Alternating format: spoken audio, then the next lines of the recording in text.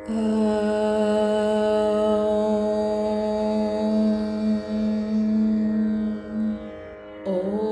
श्रीकृष्णपरमात्मने नमः। अथ द्वितीयोऽध्यायः। सांख्ययोगः। सञ्जय उवाच। तं तथा कृपयाविष्टम् अश्रुपूर्णाकुलेक्षणं विषीदन्तमिदं वाक्यम् उवाच मधुसूदनः। श्रीभगवानुवाच। कुतस्त्वाकश्मलमिदं विषमे समुपस्थितम् अनार्यजुष्टमस्वर्ग्यम् अकीर्तिकरमर्जुन। क्लैब्यं मास्मगमः पार्थ नैतत्त्वय्युपपद्यते। क्षुद्रं हृदयदौर्बल्यं त्यक्त्वोत्तिष्ठ परन्तप। अर्जुन उवाच। कथं भीष्ममहं सङ्ख्ये द्रोणं च मधुसूदन इषुभिः प्रतियोत्स्यामि पूजार्हावरिसूदन। गुरून् हत्वा हि महानुभावान् श्रेयो भोक्तुं भैक्ष्यमपीह लोके। हत्वाद्धकामांस्तु गुरूनिहैव भुञ्जीय भोगान् रुधिरप्रदिग्धान्। न चैतद्विद्मः कतरन्नो गरीयः यद्वा जयेम यदि वा नो जयेयुः। यानेव हत्वा न जजीविषामः तेव स्थिताः प्रमुखे धार्तराष्ट्राः। कार्पण्यदोषोपहतः स्वभावः पृच्छामि त्वां धर्मसम्मूढचेताः। यच्छ्रेयस्यान्निश्चितं ब्रूहि तन्मे शिष्यस्तेऽहं शाधि मां त्वां प्रपन्नं। न हि प्रपश्यामि ममापनुद्यात् यच्छोकमुच्छोषणमिन्द्रियाणाम् अवाप्य भूमावसपत्नमृद्धं राज्यं सुराणामपि चाधिपत्यम्। सञ्जय उवाच। एवमुक्त्वा हृषीकेशं गुडाकेशः परन्तपः न योत्स्य इति गोविन्दम् उक्त्वा तूष्णीं बभूवः। तमुवाच हृषीकेशः प्रहसन्निव भारत सेनयोरुभयोर्मध्ये विषीदन्तमिदं वचः। श्रीभगवानुवाच। अशोच्यानन्वशोचस्त्वं प्रज्ञावादांश्च भाषसे। गतासून गतासूंश्च नानुशोचन्ति पण्डिताः। न त्वेवाहं जातु नासं न त्वं नेमे जनाधिपाः। न चैव न भविष्यामः सर्वे वयमतः परम्। देहिनोऽस्मिन् यथा देहे कौमारं यौवनं जरा तथा देहान्तरप्राप्तिः धीरस्तत्र न मुह्यति। मात्रा स्पर्शास्तु कौन्तेय शीतोष्णसुखदुःखदाः आगमापायिनो नित्याः तां स्थितिक्षस्व भारत। यं हि न व्यथयन्त्येते पुरुषं पुरुषर्षभ समदुःखसुखं धीरं सोऽमृतत्वाय कल्पते। नासतो विद्यते भावः नाभावो विद्यते सतः उभयोरपि दृष्टोऽन्तः त्वनयोस्तत्त्वदर्शिभिः। अविनाशि तु तद्विद्धि येन सर्वमिदं ततं। विनाशमव्ययस्यास्य न कश्चित् कर्तुमर्हति।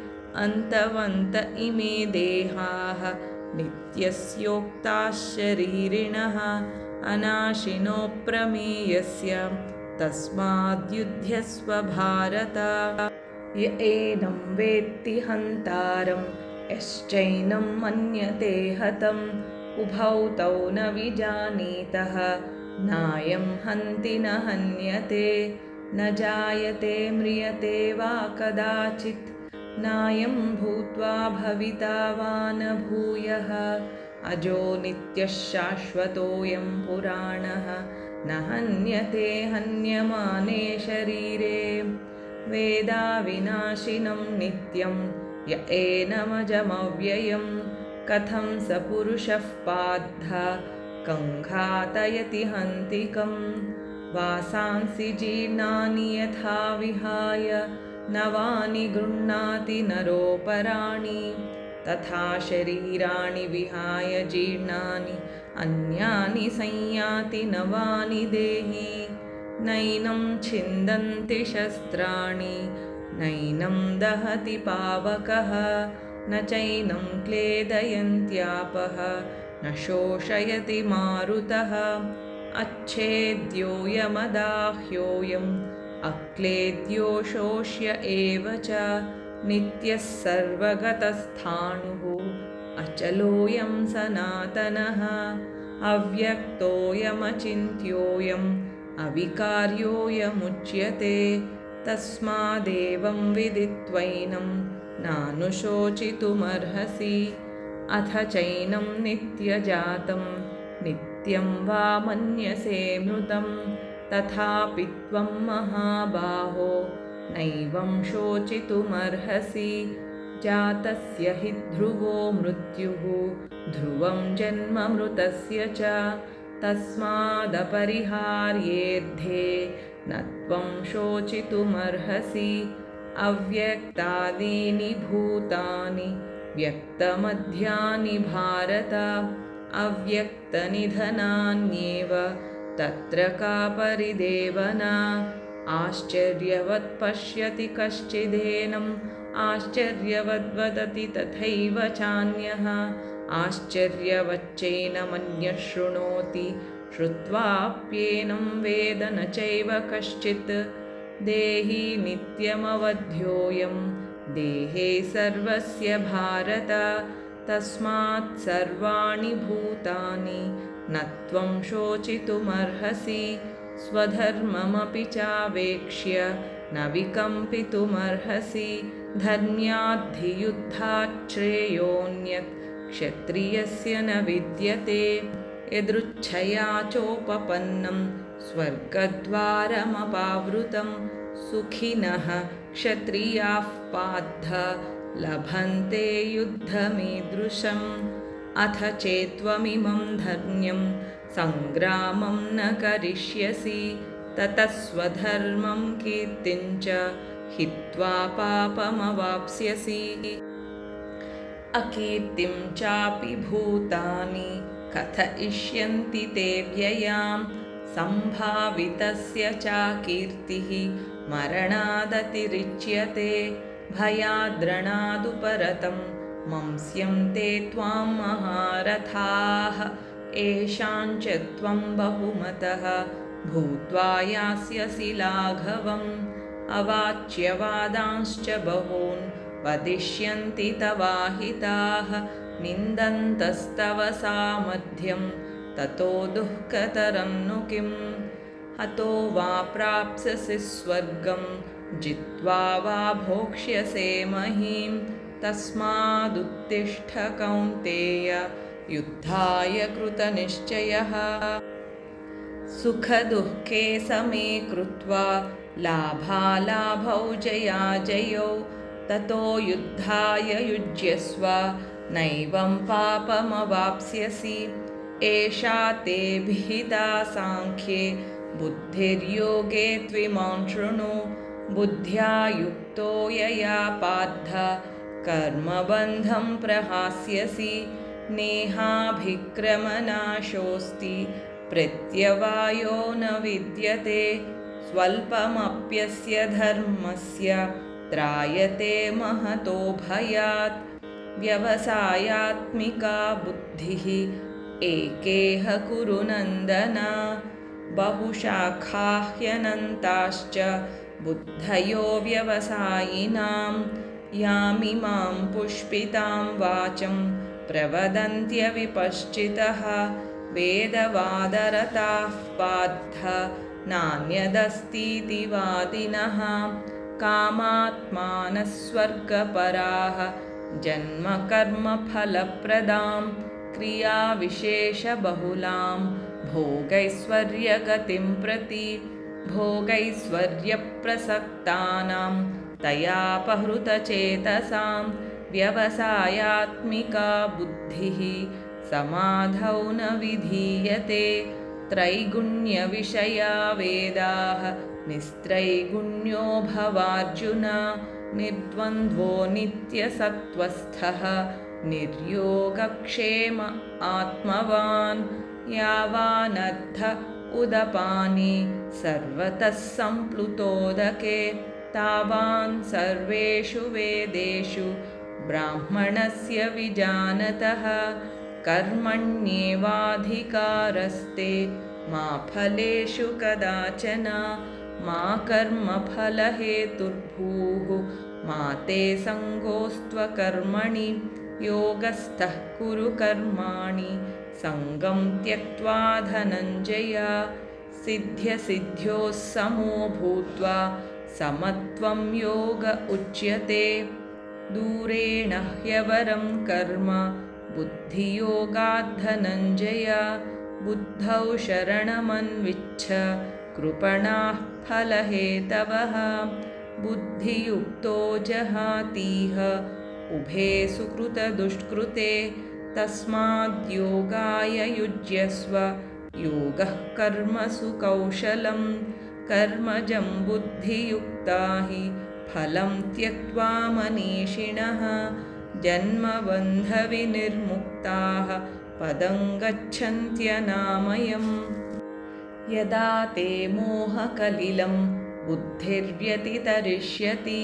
तदा गन्तासि निर्वेदं श्रोतव्यस्य श्रुतस्य च श्रुतिविप्रतिपन्ना ते यदा स्थास्यति निश्चला समाधावचला बुद्धिः तदा योगमवाप्स्यसि अर्जुन उवाच स्थितप्रज्ञस्य का भाषा समाधिस्थस्य केशव स्थितधिः किं प्रभाषेत किमासीत व्रजेत किम् श्रीभगवानुवाच प्रजहाति यदा कामान् सर्वान् पार्थमनोगतान् आत्मन्येवात्मना तुष्टः स्थितप्रज्ञस्तदोच्यते दुःखेष्वनुद्विग्नमनाः सुखेषु विगतस्पृहः वीतरागभयक्रोधः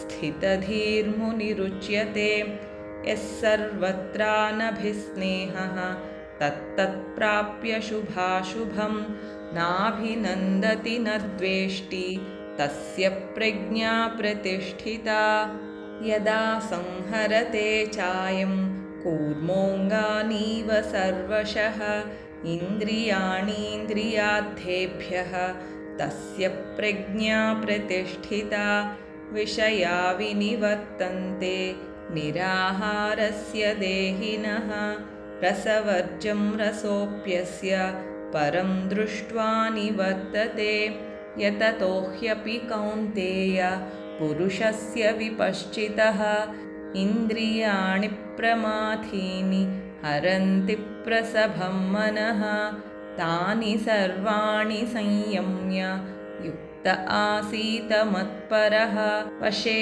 हि यस्येन्द्रियाणि तस्य प्रज्ञा प्रतिष्ठिता ध्यायतो विषयान् पुंसः सङ्गस्तेषूपजायते सङ्गात् संजायते कामः कामात् क्रोधोऽभिजायते क्रोधात् भवति सम्मोहः सम्मोहात् स्मृतिविभ्रमः स्मृतिभ्रंशात् बुद्धिनाशः बुद्धिनाशात् प्रणश्यति रागद्वेषवियुक्तैस्तु विषयानिन्द्रियैश्चरन् आत्मवश्यैर्विधेयात्मा प्रसादमधिगच्छति प्रसादे सर्वदुःखानां हानिरस्योपजायते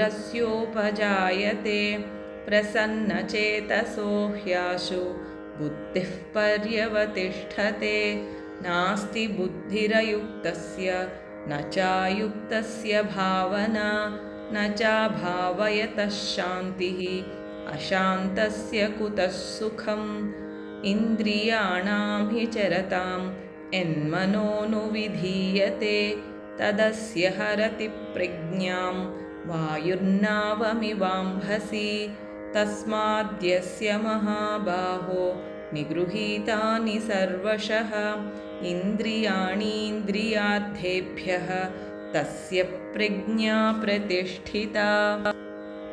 या निशा सर्वभूतानां तस्यां जागर्ति संयमी। यस्यां जाग्रति भूतानि सा निशा पश्यतो मुनेः।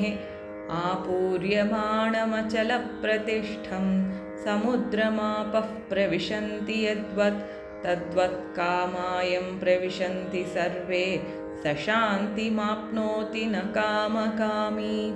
विहाय कामान्यः सर्वान् पुमांश्चरति निःस्पृहः निर्ममो निरहङ्कारः स शान्तिमधिगच्छति। एषा ब्राह्मी स्थितिः पार्थ नैनां प्राप्य विमुह्यति। स्थित्वा स्यामन्तकालेऽपि ब्रह्मनिर्वाणमृच्छति। ॐ तत्सदिति श्रीमद्भगवद्गीतासु उपनिषत्सु ब्रह्मविद्यायां योगशास्त्रे श्रीकृष्णार्जुनसंवादे सांख्ययोगो नाम द्वितीयोऽध्यायः।